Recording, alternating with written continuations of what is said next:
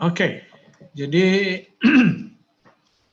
kadang-kadang kita banyak ya di antara masyarakat kita menganggap bahwa new normal ini sesuatu yang melepaskan mereka dari kungkungan PSBB sehingga akibatnya terjadi ledakan ya, pertambahan jumlah kasus positif yang terus-menerus naik karena ada pemahaman yang keliru tentang virus ini dan pemahaman yang keliru tentang sistem imun tubuh kita. Maka malam ini seputar ini yang akan saya bahas.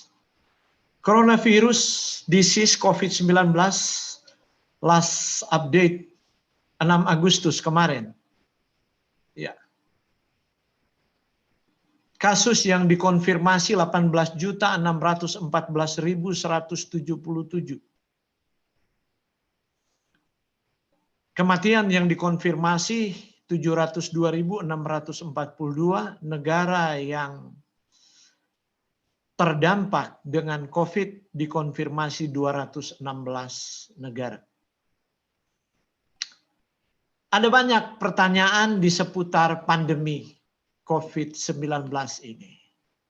Pertama, mengapa beberapa orang menjadi sangat terinfeksi dibandingkan yang lain? Menjadi sangat sakit. Bisakah orang yang pernah terinfeksi menjadi sakit kembali oleh virus yang sama lagi? Pertanyaan yang lain, bagaimana pandemi akan berlangsung selama beberapa bulan? Kan? Jadi orang masih menghitung bulan, tapi yang lain mulai bertanya, apakah pandemi ini akan berlangsung tahunan? Mungkin yang lain berpikir setelah ditemukan virus yang vaksin yang mulai diuji coba tahun depan, maka masalah pandemi ini sudah selesai. Mari kita sabar mengikuti berbagai research. Akankah vaksinasi berhasil? Itu sebuah pertanyaan yang muncul akhir-akhir ini. Nah, SARS, virus corona muncul pertama kali tahun 2002. Jadi mari kita lihat sebab ini akan memberi gambaran kepada kita besok waktu kita membahas nubuatan. Apa yang dikatakan oleh pena inspirasi. Jadi dunia dikejutkan pertama kali dengan infeksi virus corona yaitu SARS di 2002 yang menginfeksi 8.000 orang. Tetapi begitu cepat dihilangkan melalui isolasi intensif, pelacakan kontak, karantina. Virus hilang tuh 2004, hanya butuh 2 tahun. Oke, tapi kemudian apa yang berbeda dengan SARS COVID-2 ini atau COVID-19? Ini krusial sekali karena virus menyebar lebih mudah dan dalam banyak kasus tanpa gejala. Bahkan strategi yang berhasil dengan SARS pertama itu 2002 dan berhasil dengan MERS itu juga corona menjadi kurang efektif bahkan dengan semua corona yang pernah menginfeksi. Ketika beberapa orang yang menularkan COVID-19 bahkan tidak pernah tahu bahwa mereka terinfeksi. Sebab mereka orang tanpa gejala atau disebut pembawa jarak jauh. Dan kalau Anda amati dalam akhir-akhir ini, maka Anda melihat mulai istana dibuka, kemudian semua yang hadir ke istana, apakah calon gubernur dan lain-lainnya akan dilantik, diperiksa semua. Negatif, tapi setelah mereka pulang, mereka diperiksa positif, maka jadi kelabakan istana, cek lagi semua orang. Istana. Negatif juga, loh yang positif itu datang dari mana? Orang berpikir dia terjangkit di istana. Mari Anda simak ya, penelitian tentang hebatnya virus corona ini. Karena itu menimbulkan penafsiran simpang siur, bahkan penafsiran simpang siur ini menyebabkan dan sangat saya sesali di kalangan orang Kristen termasuk Advent ikut-ikutan juga terjebak di dalamnya. Yang menganggap bahwa virus corona ini tanda kutip seperti hoax gitu. Sebenarnya enggak ada. Bayangkan, sampai seburuk itu mereka berpikir. Senaif itu. Dan mereka mengatakan bahwa laporan kasus kematian itu hanya dibuat-buat agar supaya anggaran cair. Ya. Ini yang sangat menyedihkan. Termasuk orang Kristen. Mengapa saya bilang? Sebab orang Kristen harus tahu bahwa di akhir zaman ada wabah sampar. Kenapa mereka muncul? Karena informasi yang simpang siur. Karena mereka coba menafsir dengan tidak memiliki latar belakang, pemahaman terhadap imunologi dan pemahaman terhadap virus ini yang benar. Ya, karena tidak mau mendengarkan apa ahli katakan, lebih suka mendengarkan pikiran mereka sendiri berbicara. Seperti itu. Nah, oke. Malam ini mudah-mudahan informasi ini dapat meluruskan banyak hal yang sementara berkembang. Lalu seperti apa masa depan dengan COVID-19? Itu sebuah pertanyaan dan butuh perenungan. Ini dia. Ini tergantung pada kekuatan dan durasi kekebalan terhadap virus. Jika kekebalan hanya bertahan beberapa bulan, bisa terjadi pandemi besar, gelombang kedua, yang akan diikuti oleh wabah yang lebih kecil setiap tahun. Berapa tahun itu? Bahkan peneliti belum bisa memastikan. Mereka tidak mengabaikan ada vaksin yang mungkin sudah mulai diuji coba pertengahan tahun depan. Tetapi ini pemodelan matematika dalam studi epidemiologis dengan melihat karakteristik 6 virus corona yang sudah ada menginfeksi manusia. Kemudian dibuat model yang persis, kemudian lebih ekstrim dan yang paling ekstrim dibuat. Karena virus ini belum dipahami sepenuhnya seperti virus-virus corona yang lain. Nah, jika kekebalan bertahan mendekati 2 tahun, maka COVID dapat mencapai puncaknya setiap tahun. Setiap tahun akan ada ledakan infeksi kembali. Dan sudah berarti bagi mereka yang rentan, setiap tahun akan dikebumikan. Perhatikan, sudah hampir 1 juta mayat berkelimpangan. Mulai start di Wuhan. Hitunglah mulai Desember. Kita belum setahun. Kita tidak tahu sampai Desember ini berapa banyak yang meninggal. Dan berapa banyak yang belum meninggal saat ini tetap survive dengan kerusakan paru-paru dan kerusakan jantung sesudah dari ruang isolasi. Yang masih perlu perawatan intensif yang belum tahu akan selesai kapan. Jadi perhatikan. Nah, kekebalan adalah sering kita menganggap kekebalan itu masalah sederhana ya, dan bahwa sampai ada yang berpikir herd immunity. Jadi kekebalan kelompok yang sudah disanggah oleh banyak peneliti virus dan ahli imunologi. Kecil kemungkinan akan ada itu. Jadi kekebalan adalah masalah derajat, bukan soal absolut.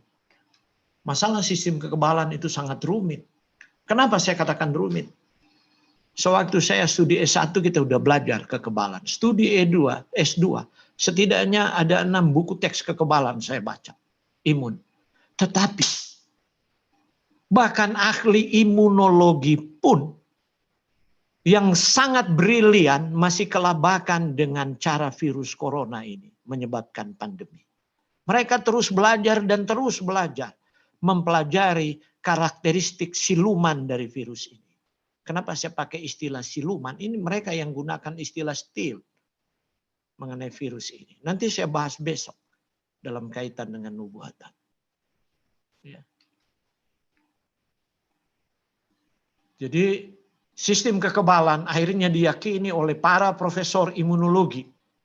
Saya bercerita ini dari apa yang mereka bagikan dalam kuliah-kuliah mereka. 4 orang saya akan tampilkan sekarang yang sangat menonjol di dunia.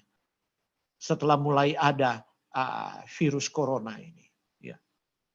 Jadi saya mau bercerita apa yang mereka ceritakan. Oke. Untuk menjawab pertanyaan pertama ini, pertama-tama kita harus memahami bagaimana sistem kekebalan bereaksi terhadap coronavirus. Ada 3 fase. Marilah kita mendengarkan cerita, dan kalau Anda bisa membayangkan, mari kita seperti menonton film. Ini bagus sekali kalau difilmkan sebenarnya. Pertama itu meliputi mendeteksi ancaman, itu fase pertama. Kedua, dia panggil bantuan setelah tahu ada ancaman. Dan ketiga, meluncurkan serangan balik. Jadi seperti perang. Memang begitu sistem kekebalan. Saya coba membawa dalam cerita seperti itu, karena anak-anak muda setidaknya sampai usia 30 pun akrab dengan game. Dan sulit disangkali kalau mereka tidak pernah nonton game sekali dalam hidupnya. Jadi otak itu lebih mudah kalau dibawa dalam cerita seperti ini. Ketimbang saya bawa dalam konsep-konsep yang dipaparkan profesor-profesor itu dalam kuliah mereka, yang hanya orang yang suka berpikir abstrak yang bisa memahaminya. Nah, itu dimulai segera setelah virus melayang ke saluran pernafasan Anda dan menyusup ke sel-sel yang melapisi mereka. Oke. Ketika sel-sel ini merasakan molekul yang umum untuk patogen dan tidak biasa bagi manusia, mereka menghasilkan protein yang disebut sitokin. Nah, sitokin menjadi top. Bahkan istilah cytokine storm nanti muncul mulai infeksi virus corona SARS pertama, tahun 2002. Sebelumnya tidak ada dalam terminologi imunologi, karena itu kalau Anda baca buku teks imunologi di bawah tahun 2000, Anda tidak akan temukan istilah itu. Ini yang saya mau katakan. Ini mulai berkembang badai sitokin ini. Dan bahkan badai sitokin yang diakibatkan oleh coronavirus ini membuat kelabakan lebih daripada apa yang dibuat oleh SARS pertama. SARS-CoV-1 itu. Nah, oke, beberapa bertindak seperti alarm. Jadi waktu kemudian sistem imun tahu itu, maka beberapa akan bertindak seperti alarm. Memanggil dan mengaktifkan beragam sel darah putih, jadi seperti pasukan tuh disiapkan. Ya. Yang pergi ke sel yang ada virus yang mengganggu, menelan, mencerna, mereka membombardir. Jadi seperti berperang, memang ada yang serangan darat, ada yang seperti serangan udara begitu. Ya. Dengan bahan kimia yang merusak dan melepaskan lebih banyak sitokin. Karena itu kenapa terjadi badai sitokin yang membunuh orang yang terinfeksi. Nanti sebentar. Kenapa ada begitu banyak sel terinfeksi, baru kemudian sistem imun ini tahu. Dia kaget. Tidak pernah sistem imun mengalami itu dalam sejarah manusia. Ini yang perlu kita tahu. Nanti virus SARS ini. Baru sistem imun dikaget-kagetin. Sistem imun ini punya pengalaman, banyak yang jadi veteran. Namanya kalau sudah veteran perang, sama dengan di Indonesia, bekas dari perang-perang republik, jenderal-jenderal itu, atau bekas dari jenderal-jenderal yang mantan jenderal-jenderal yang berpengaruh di zaman penumpasan G30 SPKI, mereka jadi sangat sensitif terhadap gerakan-gerakan yang mirip ke arah sana begitu. Mereka langsung merespons. Nah, itu karena dia sudah jadi veteran.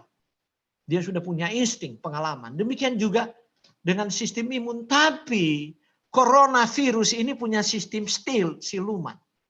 Oke.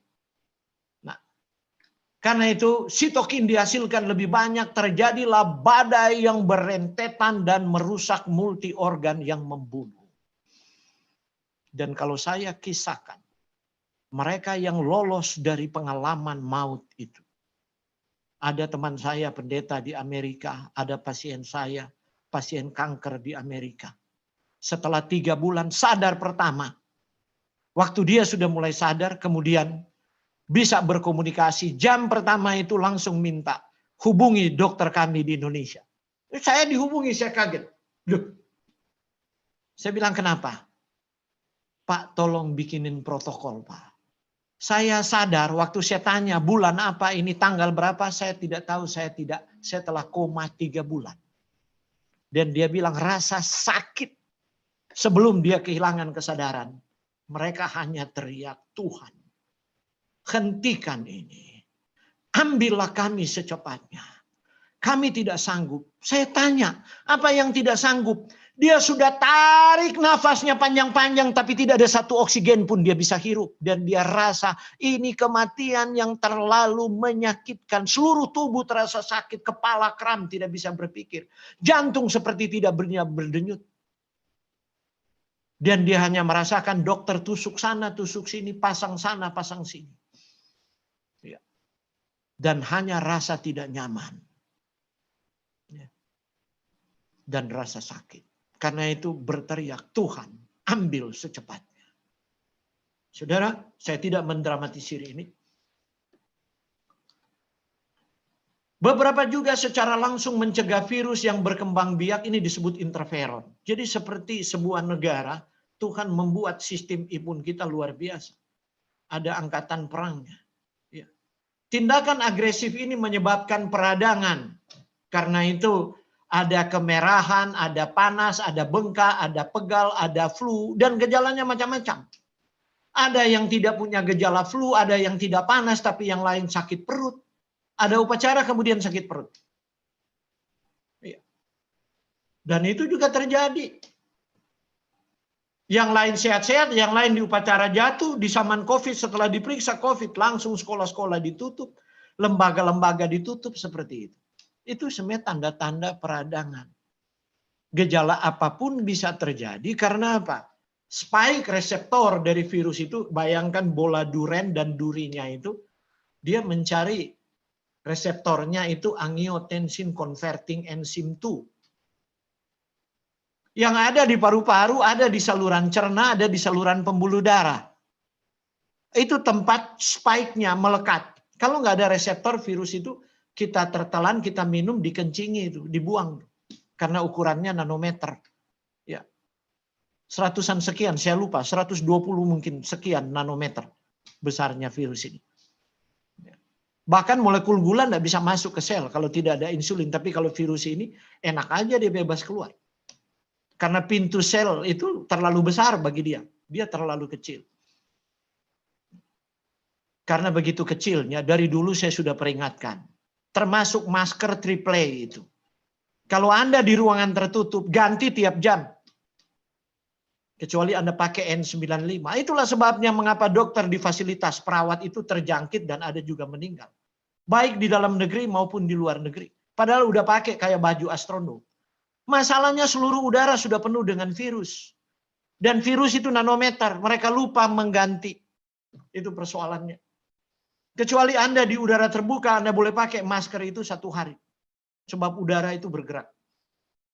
Saya sudah bicara itu. Dari bulan Februari itu sudah dipublish di Facebook. Sebelum di Indonesia dihebohkan dengan corona.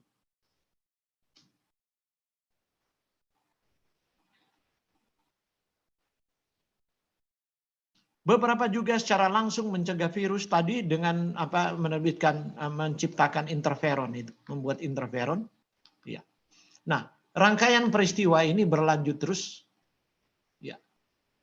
Kemudian apa yang terjadi? Ya.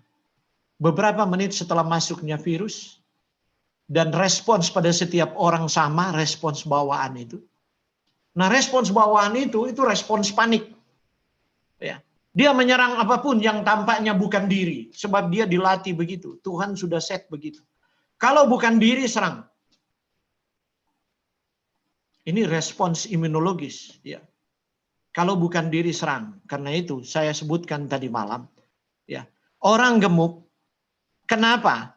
Sel-sel lemak di visceral itu diserang oleh sistem imun. Sebab dianggap itu bukan diri. Diri manusia yang wajar bukan begitu.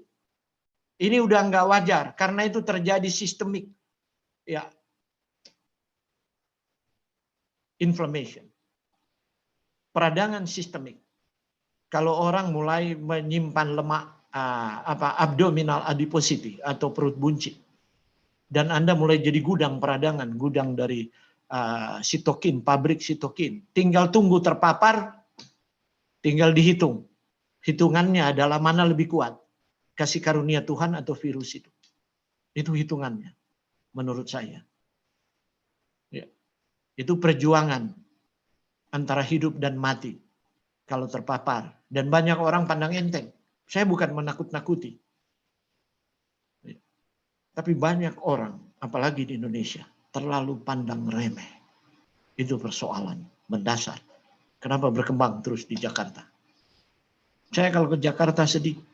Orang di pinggir jalan duduk-duduk begitu. Nggak pakai masker. Padahal ada aturan, bisa didenda gitu. Tapi kan jumlah polisi kan nggak sama besar dengan jumlah penduduk untuk periksa di setiap sudut apakah orang pakai masker atau polisi pamong praja. Dan orang menganggap itu hal yang sepele. Padahal pemerintah mungkin telah mengintervensi sehingga harga masker sudah normal. Kalau dulu dipahami 3-4 bulan pertama, orang nggak mampu beli masker. Gila-gilaan harganya bisa 15.000, 20.000. Sekarang udah 1.000, ada mungkin lebih murah lagi. Nah kemudian, tanpa peduli tentang patogen itu spesifik atau tidak, pokoknya kerjanya serang. Maka apa yang terjadi? Ya, dia kurang presisi dan kegagalan ini harus diperbaiki oleh fase kedua, yaitu respon imun yang membawa tentara spesialis, Kopassus, ya, tentara khusus, special combat, gitu. Jadi bukan tentara cadangan yang pokoknya lihat musuh datang dor dor dor, akhirnya yang ditembak diri sendiri.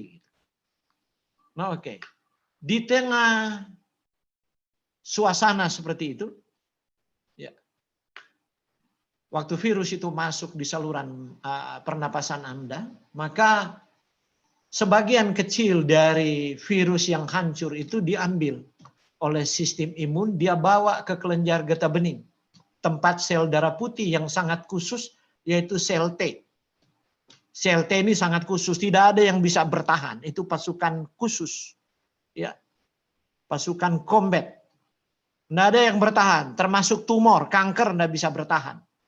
Ya, kalau ini ada sel kanker ya, dia lebih kecil dari sel kanker. Ada dua, dia cuma satu pergi, kemudian dia cium kiri, cium kanan. Namanya kiss of death, pasti mati sel kanker. Sekarang kenapa orang kanker bertumbuh, kemudian metastase dan seterusnya? Yang salah bukan sistem imun, gaya hidup, pola makannya yang telah membuat sistem imunnya rentan. Dan itu menjadi hukuman secara biologis bagi tubuhnya karena dia tidak pernah peduli dengan sistem imunnya. Sehingga banyak orang kanker meregang, mungkin berdoa, berteriak, jawaban tidak datang. Sebab dia tidak pernah peduli dengan sistem imun. Bagian akhir, bagian kedua dari pemaparan ini saya akan bahas apa namanya mikronutrien untuk sistem imun. Nah oke, sel-sel T ini menunggu di sana. Dan sel T ini adalah pembela selektif yang terprogram. Masing-masing dibangun berbeda. Oh tentaranya khusus. Dan siap menyerang hanya beberapa juta patogen yang mungkin ada. Ya. Nah, jadi kalau untuk virus baru, sel T ini dia perlu mengkloning dirinya. Ya, untuk menemukan yang cocok dan kemudian memobilisasi dirinya. Jadi bayangkan Anda punya saluran getah bening itu, di sana banyak tentara veteran, sel T yang sudah beruban. Disebut veteran, kan tentara veteran. Saya berpikir asosiasi tadi ya. Mereka dari masa anak-anak Anda terpapar patogen dan seterusnya. Nah, setelah selesai patogen, sel-sel kekebalan ini dimusnahkan oleh tubuh. Dia akan mati siklusnya. Tapi sebagian ditinggalkan di saluran ini. Itu mereka jadi veteran. Sebagian mereka selalu ditinggalkan. Agar supaya kalau ada infeksi berikutnya, nanti sel-sel kekebalan yang lain akan membawa itu kepada mereka. Nah jadi sel messengers namanya. Dia datang, dia bawa foto gambaran kasar. Jadi bagian virus yang sudah ditembak tadi, kemudian penggalan-penggalannya terjadi itu dibawa kepada yang veteran ini. Kemudian dia kasih tunjuk foto. Ini nganape target. Ini target kamu gitu. Atau bukan. Nah ini mereka udah berjejer veteran-veteran ini kan. Seperti tertidur. Dia kaget bangun. Oh messenger datang. Dia lihat. Oh ini target saya. Oke serahkan pada saya. Dia ambil fotonya langsung dia cloning dirinya. Jadi begitu banyak. Jadi batalion tempur. Anda lihat dahsyat nggak Tuhan bikin. Ini seperti film aja. Ketika kecocokan ditemukan, batalion tempur berbaris menuju saluran udara Anda. Terus berapa sel T itu, waktu dia masuk, dia mulai ledakkan. Itu sel-sel yang diinfeksi. Tung, tung, tung, tung, tung. Sel mati. Waktu sel mati, maka virus juga mati. Sebab virus ini di luar sel hidup, dia mati. Virus ini masuk Monera dalam film, dia bukan makhluk hidup, bukan benda mati. Kalau di udara terbuka, dia cuma bertahan beberapa lama karena ada debris. Ya, apalagi kita diuntungkan daerah tropis di udara terbuka. Tapi di daerah dingin karena ada kelembapan dia bertahan lebih lama. Ya, bisa sampai mungkin 1 hari. Ya. Dan itu menjadi sangat rentan bagi mereka. Kita akan lihat siklusnya di musim dingin ini. Ini habis Agustus kan, mulai September, Oktober. Kita akan melihat berapa besar lompatan di daerah-daerah yang berempat musim. Musim dingin. Ya. Nah, sel yang lain adalah penolong yang meningkatkan sistem kekebalan tubuh. Sel T penolong ini mengaktifkan sel B untuk menghasilkan antibodi. Itu molekul kecil yang dapat menetralkan virus dengan menyatukan struktur. Antibodi itu datang, kemudian dia copy. Ini virus ini punya struktur, kemudian dia gandeng. Sehingga virus ini tidak bisa menempel lagi pada inangnya. Nah, secara garis besar, antibodi ini membersihkan virus yang melayang di luar sel. Jadi Anda lihat Tuhan buat, sehingga dia nggak bisa lagi masuk ke sel. Sebab dia udah ditempel. Nggak bisa dia masuk, dia udah dikenali. Tinggal diserang. Kalau tadi waktu dia datang, dia masuk ke sel, terjadi ledakan, maka sel menghasilkan protein. MHC. Ya. Dia keluarkan protein dan dia berteriak, aku kena. Langsung sistem imun bereaksi. Dor. Mati. Terjadilah rentetan inflamasi. Produksi lendir jadi begitu banyak di saluran pencernaan. Akhirnya kesumbat. Kalau sudah kesumbat apa? Kalau Anda di rumah ya mati. Karena itu kenapa di dalam tingkat di waktu diperiksa oleh Badan Percepatan Penanganan, mereka yang akan membuat kriteria, Anda harus masuk ke Wisma Atlet atau ke tempat karantina atau bisa di karantina di rumah. Jangan tawar-menawar. Iya. Takut kalau sudah bawa di sana pasti mati. Ya, itu cara berpikir negatif. Di sana ada lebih banyak alat untuk menolong kalau di rumah. Nah, kecuali sesudah mereka periksa, mereka lihat oh ini orang cuma punya gejala ringan, oke. Bisa isolasi mandiri di rumah. Kalau ini sudah mesti di tempat isolasi tertentu. Nah, jadi sel T ini dibongkar, hantam, antibodi itu melakukan pembersihan. Jadi Anda lihat mereka kerjasama harmonis sekali. Oke, jadi kita harus bersyukur kepada Tuhan yang telah memberikan sistem imun berkali-kali saya katakan sejak Februari.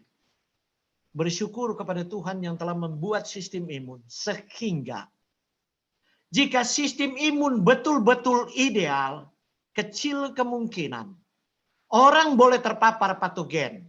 Orang boleh ada mutasi kanker misalnya, tapi kecil kemungkinan dia kolaps karena infeksi atau dia meninggal karena kanker. Bersyukur kepada Tuhan. Tuhan tidak meninggalkan kita kebingungan setelah kita berdosa di dalam planet yang dikuasai oleh setan. Nah, saya katakan bahwa bagian sistem ini kemudian menjadi bagian sistem imun adaptif. Mereka ini adalah batalion tempur yang lebih tepat daripada kekebalan bawaan, tetapi kerjanya jauh lebih lambat. Nah, kelambatan inilah yang dimanfaatkan oleh sistem stealth, sistem siluman. Virus ini seperti pesawat siluman Amerika punya, stealth. Dia udah ada di atas Indonesia. Kalau Indonesia punya radar nggak bisa tangkap, udah dia tinggal lepas bom-bom nuklir di mana-mana. Sebab dia sudah ada di atas wilayah kita. Seperti itu. Ya. Menemukan dan mengaktifkan sel yang tepat dapat memakan waktu beberapa hari. Tetapi ini tahan lama, karena itu ada masa inkubasi. Di masa inkubasi inilah waktu orang sudah terpapar, dia tidak punya gejala, bagi orang tertentu sehingga dia bawa ke dalam keluarga itu karena pandang enteng. Tidak ikut protokol pemerintah, pakai masker, atur jarak. Social distancing. Malah saya baca model matematika yang disetujui mengenai social distancing ini. Mereka telah membuat, para ahli epidemiologi dunia, ya, kemungkinan grafik itu akan menurun jika social distancing itu tidak putus dalam 20 bulan.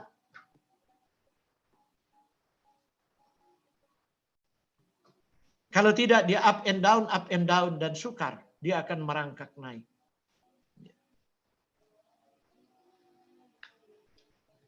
Nah, tidak seperti sistem imun bawaan, sistem imun adaptif ini punya memori, saya bilang tadi. Karena itu dia jadi veteran yang luar biasa. Akhirnya dia bisa kenali kalau infeksi berikut datang. Ini memberi jaminan kepada kita. Tapi mari kita ikuti terus cerita. Oke. Nah, sekarang tapi sebagian kecil dari veteran COVID-19 ini disimpan, ya, berselimut di dalam organ Anda, berpatroli di aliran darah Anda, dan inilah fase ketiga yang terakhir dari sistem kekebalan. Anda terpapar infeksi, positif, Anda menang, isolasi di rumah. Nah, Anda punya kekebalan sementara. Jika virus yang sama menyerang lagi, sel-sel memori ini dapat bereaksi, meluncurkan begitu cepat imun adaptif tanpa penundaan selama beberapa hari, seperti infeksi pertama yang sudah terjadi, yang punya kesempatan membunuh. Sel-sel memori ini adalah dasar kekebalan yang seperti kita kenal sehari-hari. Pertahanan abadi terhadap apapun yang sebelumnya telah membuat kita sakit. Itulah yang direncanakan oleh Tuhan. Mengapa Tuhan izinkan ada sel ini? Sebab Tuhan tahu realitas dosa adalah sakit penyakit. Dan Tuhan Maha tahu, Tuhan sudah siapkan. Seperti Tuhan menempatkan kita bukan di planet kosong anta beranta. Tapi selama 6 hari Tuhan di kitab Kejadian menciptakan seluruh sumber daya. Kemudian setelah semuanya tersedia, di akhir hari ke-6 manusia ditempatkan. Secara umum reaksi terhadap SARS-CoV-19 ini dengan sistem imun bawaan ini, ya, adalah hal yang wajar. Ya. Namun virus apapun itu saya katakan hal yang wajar. Hal yang wajar kenapa? Itu respons umum sistem imun pada penyakit-penyakit virus yang lain. Ada banyak virus kan yang sudah pengalaman di dunia dan telah membuat para pakar imunologi menjadi profesor di bidangnya masing-masing. Tapi sekalipun mereka profesor, mereka kelimpungan dengan COVID-19. Ya. Sebab virus apapun dapat membuat orang sakit harus memiliki setidaknya satu trik bagus untuk menghindari sistem kekebalan. Ya, kalau Anda baca virus, saya tertarik dengan hal-hal abstrak. Saya baca tentang imunologi untuk HIV dan sebagainya. Ya, seperti itu dia dapat berlindung terhadap sistem kekebalan karena itu dia menjadi rentan. Nah, virus corona baru ini, COVID-19, tampaknya mengandalkan sistem siluman ini. Yang belum diketahui entah bagaimana dia bisa menunda peluncuran sistem kekebalan bawaan. Dan menghambat produksi interferon, molekul yang pada awalnya bertugas memblokir replikasi virus, supaya virus ini tidak bisa memperbanyak diri. Itulah sebabnya maka ada pembawa jarak jauh. Berbulan-bulan mereka tidak ada gejala padahal mereka sudah terinfeksi. Dan mereka menginfeksi orang lain. Karena itu, ya, saya gelisah. Dari bulan Februari untuk membantu observasi ponakan saya tinggal di hotel. Tiap hari turun ke bawah dan saya lihat ada turis-turis asing, saya menghindar jauh-jauh.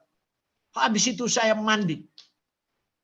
Saya sudah curiga walaupun di Indonesia belum ada respons waktu itu, Januari, Februari. Saya gelisah sekali gitu. Penundaan ini adalah benar-benar kunci dalam menentukan hasil yang baik versus buruk, dan ini menciptakan jendela waktu yang singkat di mana virus dapat mereplikasi diri tanpa disadari sebelum alarm sistem imun itu berbunyi. Dan penundaan ini menyebabkan imun bawaan lambat dimobilisasi. Dan imun adaptif juga tertinggal. Dan yang terpapar meninggal. Itu. Tapi cerita kita belum selesai. Banyak orang terinfeksi ini prosesnya berminggu-minggu. Mereka awalnya mungkin ya sistem kekebalan tubuh bawaan mereka itu sudah melemah karena usia tua atau penyakit kronis. Oke, catat dua hal itu. Usia tua, penyakit kronis. Apalagi penyakit kronis yang berkaitan dengan kardiovaskular atau diabetes. Semua itu berkaitan dengan spike reseptor virus yang berikatan dengan angiotensin converting enzyme. Karena itu orang yang penyakit kardiovaskular ada obat untuk memblok ACE2 namanya. Nah, dalam beberapa kasus sistem imun adaptif juga bekerja buruk. Sel T memobilisasi tapi tingkatnya surut sebelum virus ditaklukkan. Why? Contoh orang muda harusnya kuat. Tapi laporan kematian di Italia antara orang tua dan orang muda hampir sama grafiknya.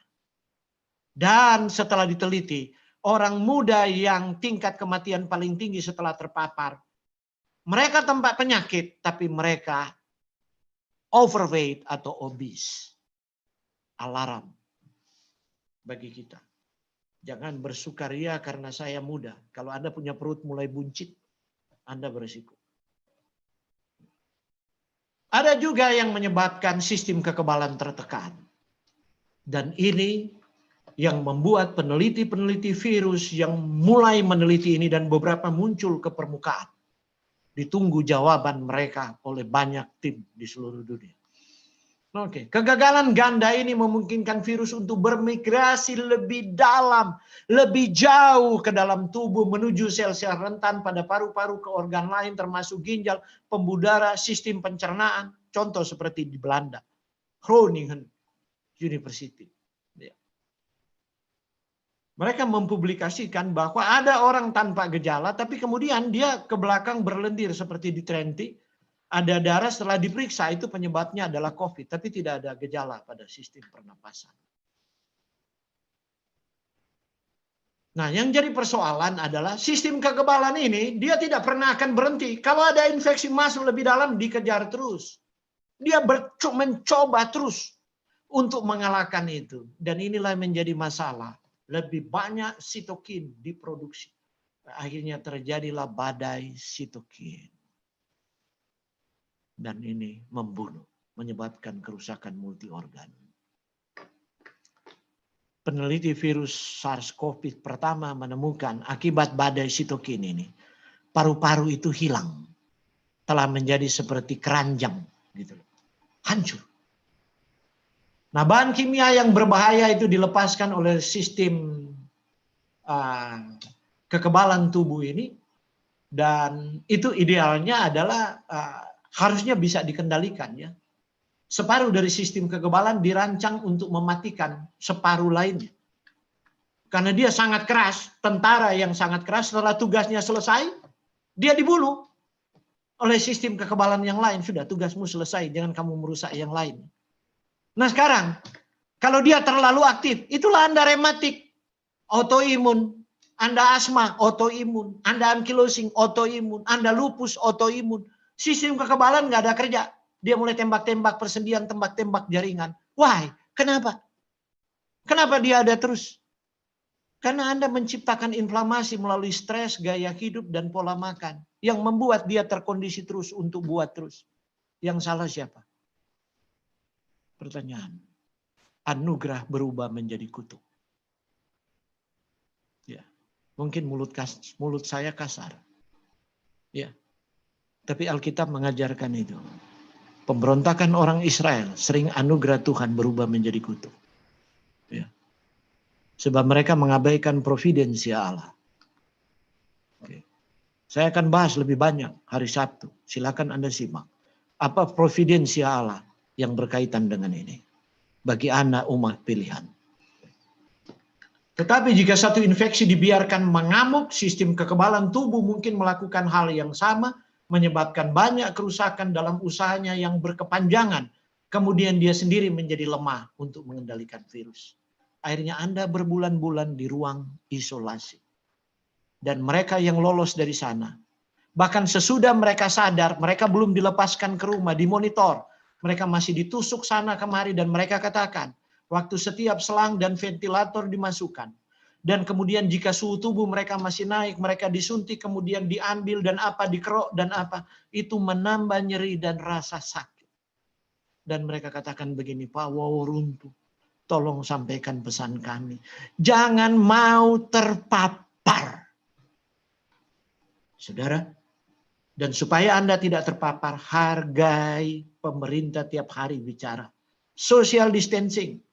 Pakai alat pelindung diri. Cuci tangan. Kalau tidak penting, jangan keluar rumah. Kalau belanja, cepat-cepat pulang. Jangan jalan-jalan seperti dulu. Roh dulu kalau ke mall, kalau belanja. Gitu. Nggak ada yang dibeli tapi putar-putar semua. Itu udara itu pasti tidak bersih. Kita nggak tahu gitu.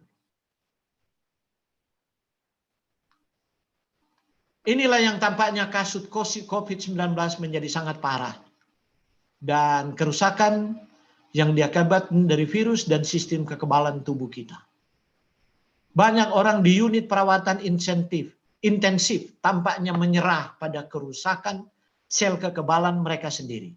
Bahkan jika mereka akhirnya mengalahkan virus. Yang lain menderita masalah paru-paru dan jantung yang berkepanjangan lama setelah mereka dipulangkan dan dinyatakan negatif.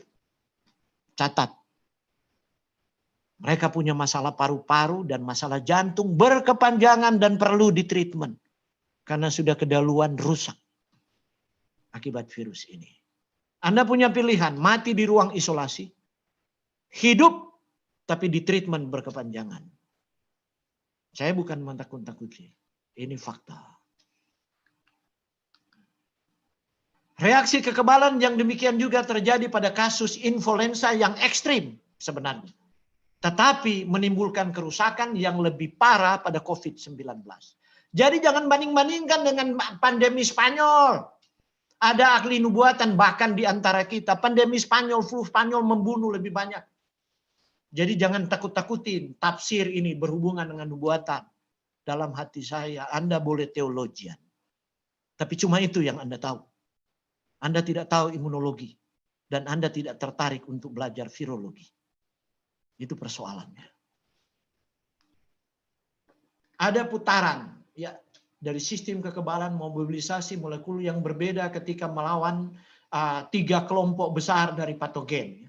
Semua ada tugasnya, ada virus, ada mikroba yang menyerang, ada bakteri, ada jamur di luar sel, ada cacing parasit. Itu sistem imunnya berbeda-beda, sudah punya tugas masing-masing. Problem dengan COVID-19. Ya. Ternyata ini yang bikin ledakan oksidatif. Namun penelitian baru-baru ini menunjukkan bahwa ketiganya aktif dalam kasus COVID-19. Kalau jamur cuma ini yang aktif. Contoh, kalau cuma kejahatan biasanya polisi punya tugas. Ya. Teroris pun bukan polisi biasa. Ada, kita punya polisi anti teror. Tapi kalau sudah mulai infiltrasi di perbatasan, nah itu sudah tentara. Teritorial yang menjaga. Tapi kalau sudah perang berhadap-hadapan, combat yang dikirim di depan, Kopassus misalnya. Sistem imun kita seperti itu, tapi dalam kasus COVID-19 semua bereaksi. Ini yang menyebabkan kepanikan. Dan secara acak dia bereaksi karena dia kelabakan. Dia tembak-tembak bingung, kebal gitu. Nah, dalam kasus terburuk, sistem kekebalan tubuh yang tanpa bingung apa yang harus dibuatnya, membuat sistem stealth dari COVID-19 ini menang. Jadi omong kosong dengan herd immunity. Itulah yang saya terima. Kenapa saya menolak herd immunity? Ya. Inilah yang menyebabkan belum ada yang dapat memecahkan ini. Ya. Pengalaman dengan COVID-19 tetap menjadi misteri. Masih belum jelas misalnya mengapa begitu banyak pengangkut jarak jauh tadi. Orang tanpa gejala yang telah mengalami berbulan-bulan gejala, tubuh hanya merasa lemah, tidak ada batuk dan lain-lain, jam tidur terganggu. Dan banyak dari mereka tidak pernah dirawat di rumah sakit, tidak pernah dideteksi oleh rapid test atau tes PCR. karena tidak terwakili dalam penelitian untuk mengukur respon antibodi dan sel T. Itulah sebabnya ini menjadi kabar buruk kapan COVID-19 ini selesai. Oke, renungkan. Karena itu, ya, apapun itu, tidak enak rasa dalam budaya pakai. Saya masih ingat, ya, sebelum gereja Advent bereaksi dengan ini, saya sering diundang gereja Pentakosta. Gereja Advent kan nanti bereaksi di Maret, April. Enggak, April lah, kalau enggak salah. Bahkan orang batuk di gereja, saya mulai bercanda. Di gereja saya masuk, pendetanya katakan, wah Pak, kita orang timur, Pak. Kalau enggak jabat tangan, enggak kacipi, cipika cipiki, habis sabat, enggak potluck.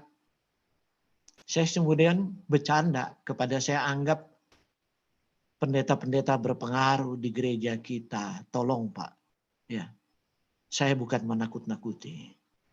Yang sudah ada flu-flu suruh tinggal di rumah. Waktu itu belum ada reaksi, belum ada PSBB waktu itu. Sebab saya sangat gelisah. Akhirnya saya pindah-pindah gereja terus selama waktu itu. Saya lihat mulai ini ada berkembang, saya pindah. Ya. Kemudian mendadak waktu PSBB semua seragam dan japri ke saya, maaf Pak Oruntu. Ternyata benar. Oke, kita belajar dari fakta. Ada banyak orang bereaksi dan belajar dari malapetaka. Itu karakter. Lot belajar dari malapetaka, tapi dia terlambat. Dia selamat, tapi istrinya tidak selamat. Peneliti mensurvei 700 pengangkut jarak jauh. Orang tanpa gejala. Dan sepertiga dari mereka diuji negatif untuk antibodi. Jadi bukan PCR itu berbohong, jangan salah tafsir. Bukan rapid test berbohong, saya sudah di rapid test negatif. Bukan, mereka jenis pengangkut jarak jauh. Inilah sistem state dari COVID yang membingungkan profesor sekalipun. Meskipun memiliki gejala yang konsisten dengan COVID-19. Tidak jelas apakah sistem kekebalan tubuh mereka melakukan sesuatu yang berbeda ketika dihadapan dengan coronavirus. Why? Sains tidak bisa menjawab. Tapi saya percaya itu campur tangan anugerah Tuhan. Nah, oke. Saya sudah bicara, mungkin Anda anggap omong kosong. Saya mau perkenalkan cerita dari pakar-pakar ini yang terlalu ilmiah kemudian saya bawa secara sederhana. Akiko Iwasaki, sejak mudanya, ini perempuan ini masih muda tapi terkenal. Ini profesor yang luar biasa. Oke. Anda boleh klik di Google dari Yale University. Untuk mendapat Profesor Waldemar von Sedgwick dari Departemen Imunobiologi, Departemen Seluler Molekuler, dan Biologi Perkembangan jarang. Terlalu sedikit untuk dipanggil oleh Yale. Tapi Akiko di usia yang sangat muda, dia peneliti virus. Rekannya yang kedua, ini orang Rusia, ya, Medsidov, ya, itu lahir di Uzbekistan. Dan ini peneliti. Anda boleh klik di YouTube. Dia bicara imunologi. Banyak. Ya. Dan mungkin terlalu ilmiah. Saya coba dari cerita-cerita mereka, saya coba sederhanakan. Baru ini peneliti dari Harvard Medical School. Ya. Grad. Jonathan Grad. Mempelajari bagaimana patogen berevolusi dan menyebar melalui populasi. Dia banyak diminta pendapat-pendapatnya. Dan ini sangat legendaris. Bukunya Emerging Viruses, Oxford University Press. Dipilih oleh ilmuwan Amerika untuk daftar 100 buku sains terbaru abad ke-20. Sulit buku yang akan ditulis di seluruh dunia bisa masuk 100 buku sains terbaik. Dia konsultan WHO dan member of WHO Expert Committee. Dia pernah menjadi direktur program USAID Predict Project 2009-2014 untuk mengatasi pandemik virus influenza. Ya. Oke, saya telah bercerita panjang lebar tentang virus ini. Tidak mau memberi kesan menakut-nakuti, tapi bersyukur puji Tuhan jika Anda tidak terpapar. Tapi saya mau katakan, ya, Jangan sebagai orang Advent terlalu congkak. Ada berapa banyak orang Advent malam ini yang hadir di sini? Ya, Anda klik Adventist Review. Saya lupa angkanya. Saya lupa negaranya, Meksiko atau Brasil. 150-an meninggal karena COVID selama pandemi. 157 kalau nggak salah, termasuk dokter kita terbaik di konferensi itu. Oke, Anda masih anggap bahwa ini hoax? Ya, masih anggap ini tidak nyata? Oke, virus ini tidak memilih umat Tuhan atau bukan. Renungkan. Karena itu saya mau bawa Anda selain mengikuti protokol pemerintah, perkuat sistem imun Anda. Sebab Anda jika menyimak hati-hati, memang terlalu sederhana saya buat. Ya, mungkin bagi seorang dokter yang ikut menyimak ini, saya coba menghilangkan banyak bagiannya. Tapi kalau Anda perhatikan nanti sebentar, saya masukkan bagian-bagian itu. Oke, mungkin kita masih punya waktu. Saya nggak ambil zat gizi makro, sebab dunia ini telah menjadi the obese world. Karena terlalu banyak karbohidrat, lemak, dan protein yang kita konsumsi. Nggak ada lagi yang kelaparan. Tapi kita kekurangan zat gizi mikro. Memiliki peran kunci pada setiap tahap respons imun bawaan dan adaptif. Mari kita mulai. Vitamin yang berpengaruh pada sistem imun kita A, C, D, E, B6, B12, dan folat. Saya telah mencoba mengkompilasi dari berbagai jurnal untuk tiba pada kesimpulan ini. Hampir 200 manuskrip penelitian saya harus baca. Mineral, besi, seng, magnesium, selenium, dan tembaga. Dipublikasi beberapa profesor dalam negeri, tidak selengkap ini. Tapi mari saya mau bahas satu persatu. Oke. Kita bahas satu persatu, jadi integritas struktural. Ya. Pemeliharaan integritas struktural dan fungsional sel mukosa. Anda tahu sel mukosa? Itu ada di saluran nafas, ada di saluran pencernaan. Dan itu pertahanan pertama. Pertahanan mekanik terhadap virus, bakteri, jamur. Pertahanan pertama terhadap patogen. Kulit saluran pernapasan kita. Dan semua penting ini. Baru yang kedua. Wah. Kok nggak mau jalan? Sorry. Ini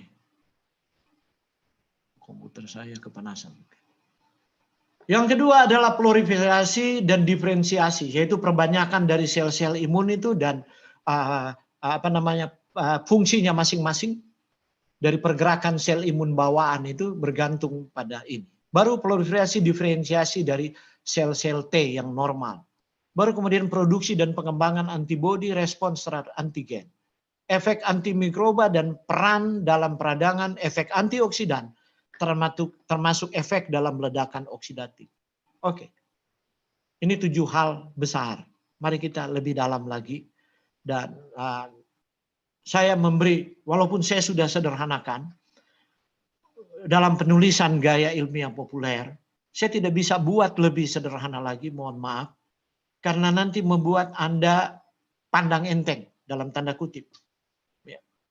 Saya mau Anda menghargai. Ya, menghargai, bukan saya maksudnya, menghargai informasi ini. Mengapa vitamin A perlu? Karena integritas epitel mukosa yang berubah itu perlu vitamin A. Peningkatan kerentanan terhadap patogen. Misalnya mata, saluran pernapasan perlu vitamin A. Jadi kalau Anda kekurangan itu, Anda lebih rentan waktu Anda kena infeksi apapun, apalagi COVID. Ya, mempengaruhi fungsi neutrofil dan eosinofil. Ini bagian yang saya tidak bahas untuk sistem kekebalan tadi. Gangguan pergerakan sel T dan sel B di usus, penurunan jumlah distribusi sel T. Efek buruk pada pertumbuhan diferensiasi sel B, mengurangi jumlah dan membunuh aktivitas dari natural killer cell, sel-sel pembunuh yang tidak ada patogen bisa lolos dan sel kanker bisa lolos kalau NK itu poten gitu kan.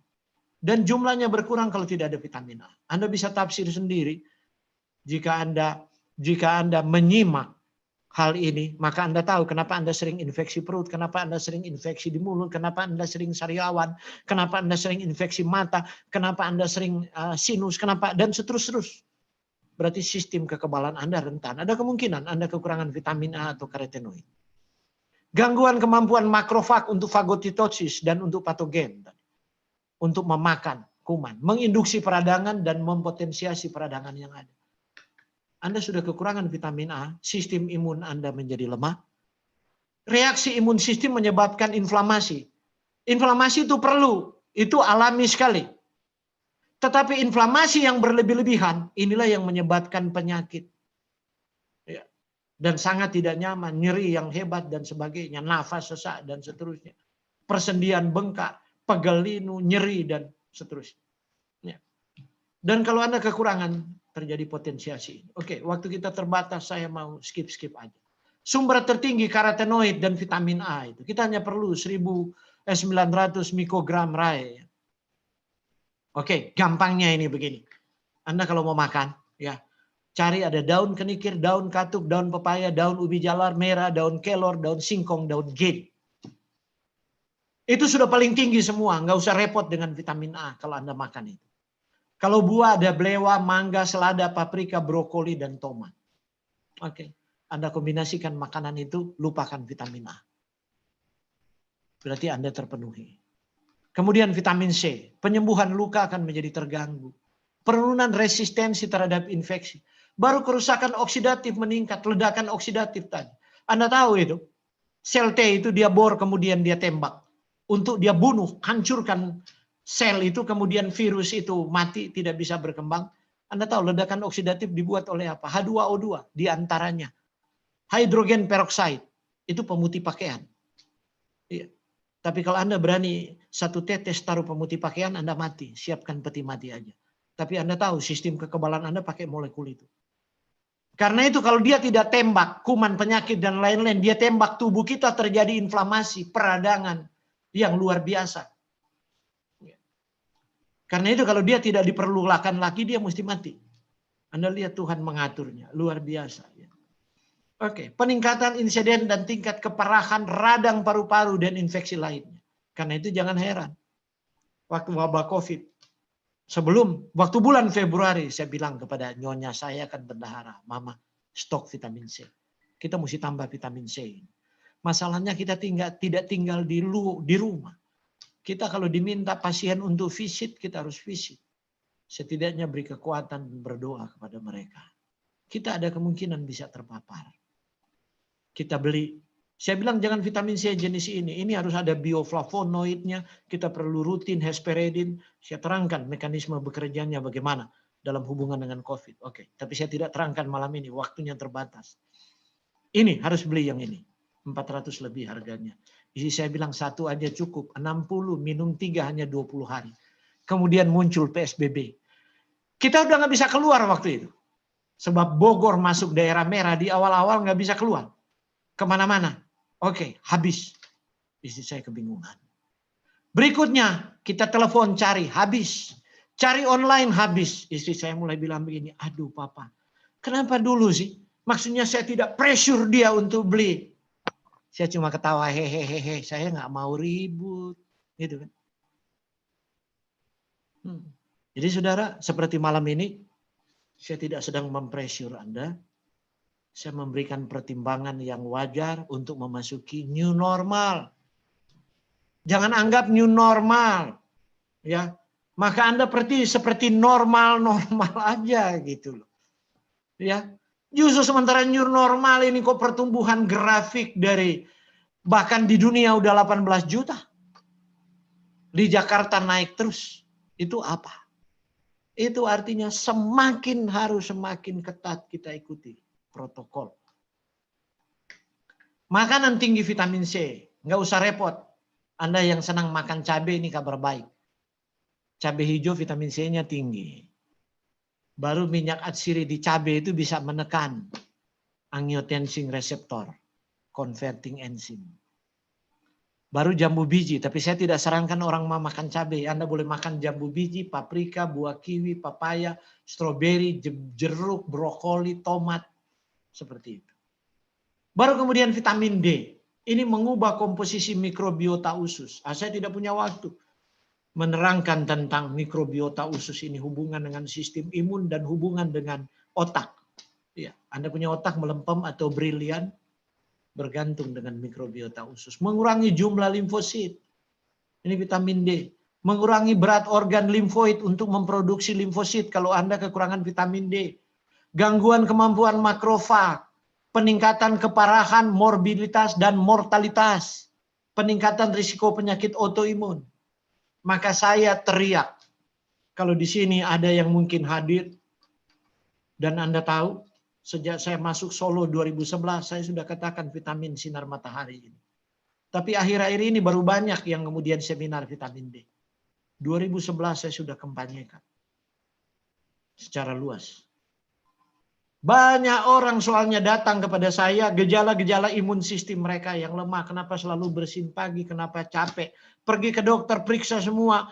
Bagus dia punya hematologi rutin. Kenapa dia sindrom chronic fatigue syndrome, sindrom kelelahan kronis.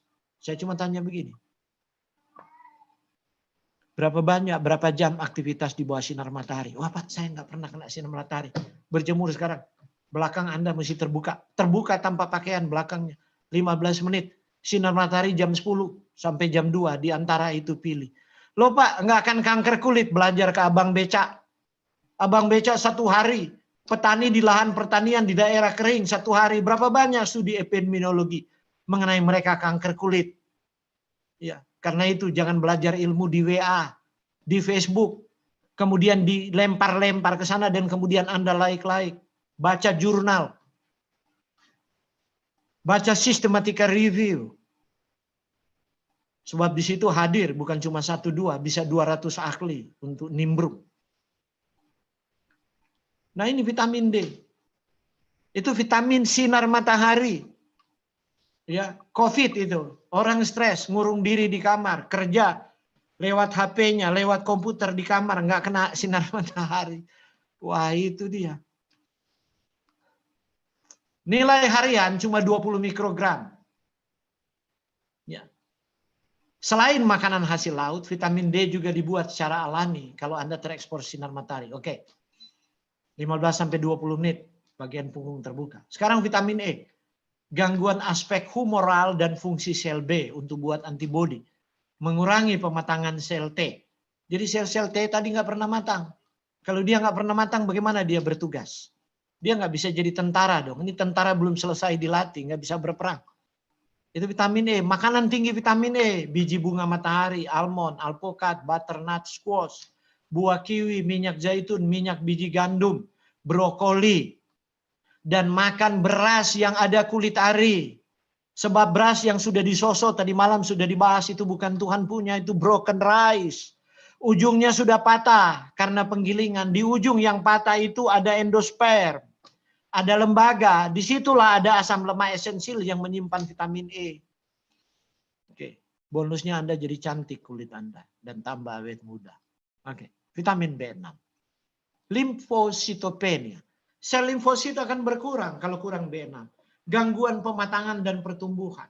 Mengurangi berat jaringan limfoid, menurunkan respons antibodi, pengurangan respons terhadap mitogen infeksi jamur, berkurang kemampuan untuk merespons tantangan patogen. Sumber B6, bekatul beras. Oke. Paling tinggi, baru tahu, ubi jalar, pisang. Jadi waktu Anda buang itu Anda makan beras putih. Anda menolak kasih karunia Tuhan untuk sistem imun Anda. Dan kalau sistem imun Anda merosot, jangan klaim asuransinya ke surga. Klaim ke pabrik yang buat beras putih itu. Iya, saya lebih suka bicara bersayap begitu. Ya. Kita terlalu sering klaim ke Tuhan. Doa Rabu malam, doa Jumat malam. Berdoa puluhan tahun, penyakit tidak pernah sembuh. Orang Manado bilang cuma sampai di Mafana kon dia balik. Sampai di langit-langit kon dia balik. Berdoa 7 hari, 10 hari. Cuma sampai. Kenapa? Ada di dalam wilayah kita dan Tuhan tidak akan intervensi. Di dalam hak pilih kita setelah diintervensi, diberi pengetahuan dan hikmat untuk bertindak. Ya dan amin. Tidak mungkin malaikat yang suapin beras merah dan beras hitam. Anda harus suapin. B9 asam folat. Ini banyak kekurangan ini juga. Respons antibodi menurun, sitotoksisitas NK terganggu. Poliferilasi sel T tertekan, sintesis DNA dan RNA terganggu dan gangguan sekresi imunoglobulin. Jadi saya selalu suruh periksa. Dan jarang itu orang periksa. Datang ke saya. Sudah pergi ke Penang, pergi ke Malaysia. Tinggal belum berangkat ke Amerika. Dokter bilang sistem imun. Sudah 4 bulan tidak ada perbaikan. Saya bilang oke, tambah tes. Anda punya B9, asam folat, B6, vitamin A. Tes semua di darah. Loh Pak, ke laboratorium apa? Sekarang Prodia punya. Anda bisa tes nutrigenomik. Tes semua. Saya ingin tahu. Kalau nggak pakai Metametics. Apa yang sementara terjadi dengan sistem imun Anda? So mereka cuma bilang sistem imun, tapi nggak tahu sistem imun spesifik apa. Setelah dapat hasilnya, saya cuma suruh makan begini, berjemur di sinar matahari 3 minggu telepon. Pak, terima kasih Pak ya. Rambut saya nggak rontok lagi, saya bisa tidur Pak. Jantung tidak berdebar-debar. Kuku saya nggak mudah patah lagi gitu. Gatal-gatal hilang. Karena mereka bertindak. Berhenti kerupuk, berhenti goreng-gorengan, berhenti nasi putih, berhenti roti. Berhenti tidur telat. Oke, makanan tinggi asam folat, edamame, lentil, asparagus, bayam, brokoli, alpukat, mangga, dan lain-lain. Tapi dari semuanya, edamame paling tinggi. 1 genggam Anda dapat lebih dari kebutuhan sehari. Dan edamame juga punya fitokimia anti kanker. Kenapa Anda tidak makan kedelai yang belum matang itu? Anda gains dengan kedelai karena takut kanker seperti dokter reguler katakan, sebab mereka hanya belajar molekul obat. Mereka tidak pernah belajar molekul nutrisi. Nutrition molekuler. Karena mereka bilang kanker berhubungan dengan kedelai. Saya telah baca 400 lebih sekian manuskrip ilmiah. Bahkan 2012 American Institute Cancer Research sudah publikasikan tidak ada hubungan kedelai dengan kanker. Artinya hubungan negatif, tapi hubungan positif banyak. Konsumsi kedelai yang tinggi di Cina dan Indochina berkorelasi dengan angka kanker payudara dan kanker kandungan yang rendah. Oke, Anda mau terima atau tidak? Pilihan. Oke, vitamin B12. Respons antibodi terganggu, jumlah limfosit berkurang, aktivitas NK yang tertekan, poliferilasi sel T tertekan, mengubah proporsi sel T sitotoksik dan sel T helper. Luar biasa B12. Nah, B12 ini menjadi faktor pembatas pada tanaman. Tapi kalau Anda masih makan ikan, mungkin Anda tidak kekurangan. Ada di hati domba, daging sapi rendah lemak, sereal yang diperkaya. Tapi saya tidak sarankan di daging, sebab daging itu juga terpapar dengan polutan lingkungan. Ya. Ya, mungkin ikan laut dalam. Tetapi kalau Anda seorang vegetarian, ya, sebagaimana saya lakukan kepada anak saya dari usia 2 tahun, saya memberikan kepadanya spirulina. Spirulina adalah satu-satunya. Bukan satu-satunya. Ya, satu-satunya dari semua tanaman dengan B12 tertinggi. Kemudian diikuti dengan nori, ya. Diikuti dengan ragi, dan seterusnya. Atau Anda makan telur yang omega 3. Telur yang vegetarian feed, organik. Cadangan vitamin B12 dari seorang pemakan daging, kemudian dia menjadi vegetarian, tidak gunakan telur dan susu lagi, dan dia hidup ideal, tidak ada tekanan stres, tidur tepat waktu, ideal artinya jam 9 sudah ngorok, berolahraga yang moderat konstan, 4 tahun akan habis. Oke. Sesudah itu Anda lebih rentan stres. Anda punya masalah dengan jantung. Dan inilah kelalaian saya. Sehingga jantung saya kena. Kelalaian saya bertahun-tahun, padahal saya tahu. Gitu. Ya. Karena tidak memasuki, ya karena sukar mendapat telur organik waktu itu. Oke, atau kalau di Amerika tidak ada masalah sebab susu kedelai dan makanan-makanan dari kedelai semua sudah diperkaya. Karena itu sekarang saya telan vitamin B12 ya, untuk menghilangkan aritmia saya. Dan puji Tuhan ya sudah mulai berkurang akhir-akhir ini. Oke, kemudian besi, zat besi. Aktivitas sel NK berkurang, pembunuhan mikroba intraseluler terganggu oleh leukosit polimorfonukleer. Ya, banyak orang itu setelah tes kemari, Pak, saya punya penyakit leukosit polimorfonukleer. Oke, nih Anda jus saja, bayam sama bit. Setelah periksa lagi, loh Pak, kok bisa hilang? Karena Anda kekurangan zat besi. Gitu. Oke, Anda bertarak terlalu ketat. Penurunan aktivitas bakterisida limfosit dan respon terhadap jamur itu berkurang. Sedikit-sedikit infeksi jamur. Perempuan misalnya, setelah bertarak infeksi jamur, keputihan dan sebagainya. Makanan tinggi zat besi, buah kering, kacang-kacangan, lentil, sayuran hijau gelap makin gelap. Ya. Selama COVID pandemi, untuk memperoleh fitokimia, untuk memperoleh karotenoid, memperoleh vitamin A dan lain-lain semua saya makan tinutuan terus. Isinya gedi, isinya bayam, isinya kelor, itu toh. Dan labu dan beras hitam atau beras merah. Pagi itu, siang itu, malam juga kalau masih ada di panci itu. 3 bulan. Kemudian magnesium. Nah, itu juga di saluran hijau. Itu. Jumlah monosit yang berkurang, aktivitas CNLK berkurang, peningkatan stres oksidatif, peningkatan kadar sitokin. Anda tahu sejak dari Wuhan, badai sitokin, cytokine storm itu yang terdeteksi adalah pertama. Interleukin 6, baru interleukin 1B, tumors necrosis faktor alpha. Dan interleukin 6 itu perlu magnesium. Banyak orang vegan datang ke saya kekurangan magnesium. Nggak pernah dites soalnya di lab. Dan lab nggak pernah tahu itu bahwa itu harus dites. Karena itu tidak pernah ada permintaan. Tes itu. Peningkatan peradangan rasio sel T yang menurun, infeksi bakteri, infeksi jamur berulang. Magnesium yang tinggi termasuk semua sayuran hijau gelap. Dan saudara, saya selalu bertanya kenapa tidak ada masalah tulang keropos kepada wanita Sulawesi Utara yang memakan tinutuan tiap hari. Maka tinutuan saya pakai intervensi kepada beberapa kanker supaya tidak metastase ke tulang. Saya kasih gedi banyak. Baru saya dapat database-nya. Gedi tinggi magnesium. Diikuti daun pepaya, daun katuk, daun singkong, daun ubi jalar. Oke, belajarlah makan gedi. Kalau Waworuntu bilang gedi, orang bilang, ih, berlendir-lendir, jijik. Tapi kalau orang Sulawesi Utara, bukan tinutuan kalau tidak ada begini. Oke, zinc.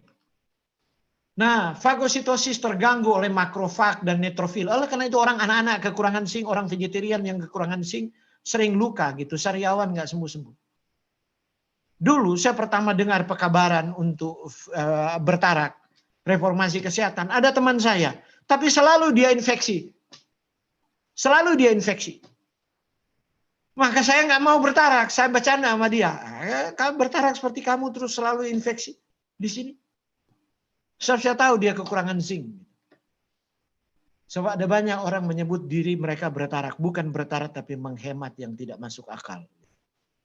Baru kemudian gangguan kelangsungan hidup, proliferasi dan pematangan monosit, sel NK, sel T, dan sel B. Anda lihat zinc ini punya luar biasa. Karena itu Anda lihat ya, farmasi itu menggabungkan zinc dan vitamin C jadi suplemen dijual bareng-bareng. Karena sistem imun, baru itu yang mereka tahu. Baru aktivitas sel NK terganggu. Mengubah produksi sitokin, berkontribusi terhadap stres oksidatif dan peradangan yang lebih besar. Jadi kalau Anda cukup vitamin A, karotenoid, Anda cukup zinc, Anda cukup vitamin C, ledakan oksidatif itu, inflamasi perlu, tapi kemudian sesudah proses infeksi selesai, oke, reda kembali. Jangan jadi tsunami terus-menerus, nggak ada yang hidup lah. Jadi badai sitokin itu seperti tsunami. Dia menyapu semuanya. Respons antibodi yang terganggu terhadap antigen yang bergantung pada sel T. Gangguan ledakan oksidatif terganggu. Anda lihat. Nggak bisa dihambat. Ya. Indikator, sekarang Anda sementara menyimak, periksa kuku Anda. Apakah kuku Anda ada retak-retak dan lain sebagainya? Periksa serum zinc Anda. Oke. Nah, peningkatan resiko penyakit radang memang banyak sekali ini zinc ini. Peningkatan infeksi bakteri, virus, dan peningkatan morbiditas. Diare yang berhubungan dengan pernapasan. Jadi Anda sudah punya bayangan sekarang? Kenapa yang lain jadi pembawa nggak apa-apa? Yang lain 14 hari siklusnya sembuh? Yang lain dikarantina cuma main-main dan sebagainya, nggak apa-apa. Yang lain berlanjut terus berbulan-bulan, yang lain kemudian meninggal.